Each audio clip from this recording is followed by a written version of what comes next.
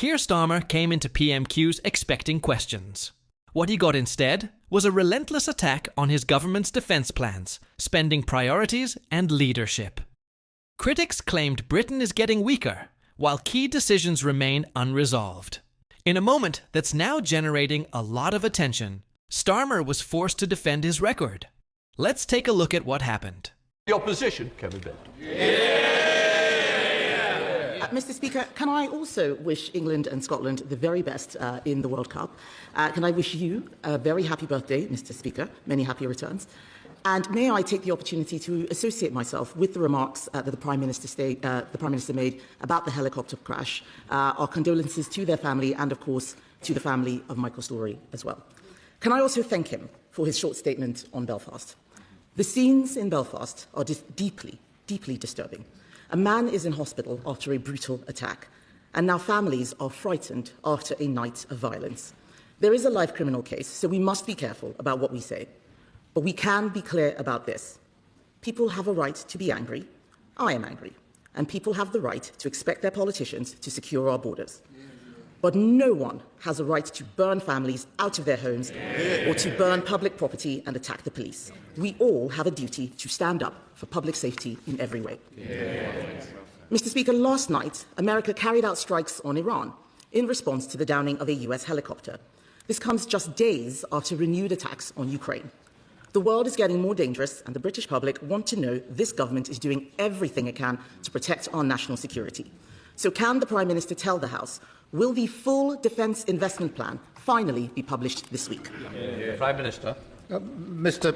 Speaker, can I agree with her that in relation to both Iran and Ukraine, we're facing a more volatile world than at any time during our lifetimes. Mr. Speaker, so far as defence is concerned, we've already taken a number of measures. We've increased defence spending from 2.3% to 2.6% in 2027. That's spending £270 billion over this Parliament. We've carried out a strategic review of defence, and we're committed to publishing a defence investment plan before the NATO summit, which is in just a few weeks' time. That sounded like a no, Mr. Speaker. We have wasted 2 years waiting for the defence investment plan.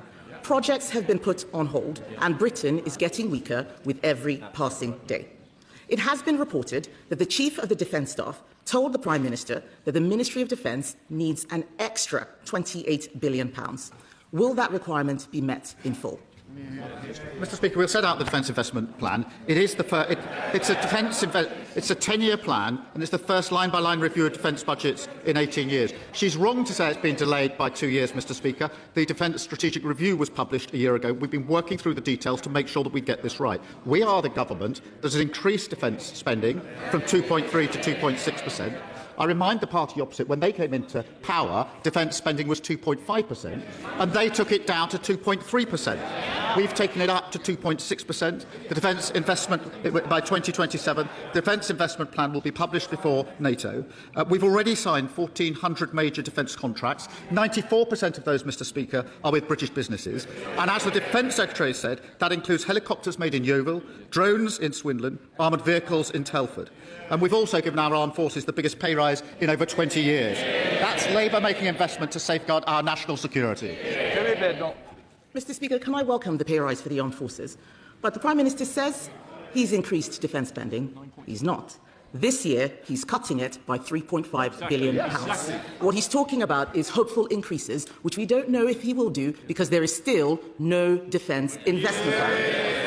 At a time that we need leadership, Mr. Speaker, we have total paralysis. It is reported that the Chancellor is only willing to find £13 billion for the dip. At the London Defence Conference last year, the Prime Minister said defence would be the central organising principle of his government. How can that be the case when he's giving the armed forces less than half of the minimum that they need? Prime Minister. Mr. Speaker, we've already increased defence spend. We will spend £270 billion in this Parliament. What did they do on spend? They took it from 2.5% and they cut it to 2.3%. And we'll take no lectures from them. They sat at the heart of a government that failed our armed services. They cut frigates and destroyers by 25%. They cut mine hunters by 50%. They cut the army from 100,000 down to 72,000. They missed army recruitment targets every single year for 14 years, and they left morale in the armed forces at an all-time low. So we'll take no lectures from them on defence and security of our country.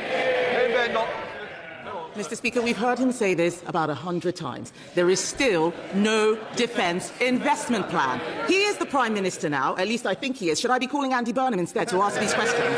He is the Prime Minister, and the reason that he's dithering is because he doesn't know where the money is coming from. The military is waiting, the bond markets are watching.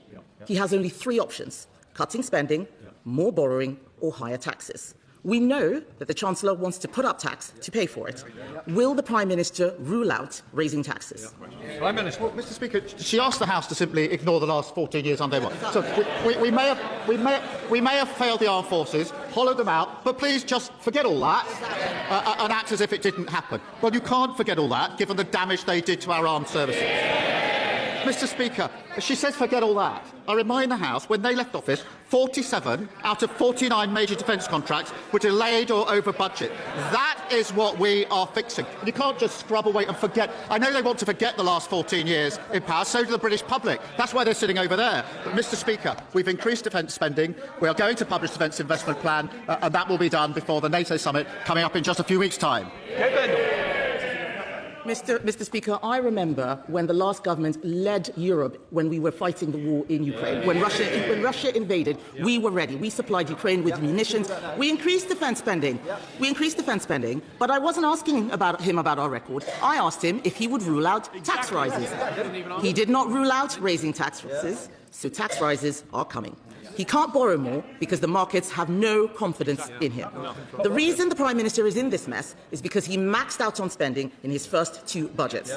That's why the benefits bill is set to rise to over £200 billion by the end of the decade. He has things the wrong way round, Mr. Speaker. He has a benefits plan until 2031, but no defence investment plan. Why not just cut welfare? Mr. Speaker, she talks of leading the way on Ukraine, and I did pay tribute and do to what the last government did on Ukraine, and we stood with them. We continue to lead the way because it's the United Kingdom and France that are leading the coalition of the willing that have got the military plans together for security guarantees in Ukraine. Equally in Iran, Mr. Speaker, it is the UK government and the French government that have put together the coalition for the reassurance military plans as soon as the Strait of Hormuz is open. That is what we're doing to lead. But, Mr. Speaker, we are not going to take lectures on defence from the party opposite after what they did to the armed forces, and nor are we going to take lectures on the economy, which they crashed and we've had to pick up. Mr. Speaker, at a time of increased global instability and tension, war in Europe and the Middle East, he is paralysed, giving the armed forces less than half of the minimum that they need. Tony Blair says cut welfare for defence. Lord Robertson, former NATO Secretary-General, he's one of them, says cut welfare for defence. We all know why he won't cut welfare. It's because he is too weak. Too weak to make a decision, too weak to face down his backbenchers and cut benefits, too weak to stand up for our national security. As the sun sets on his premiership, he is scrabbling around for a legacy. But isn't it the case, Mr. Speaker, that the real legacy will be a bloated welfare state and a weaker armed forces?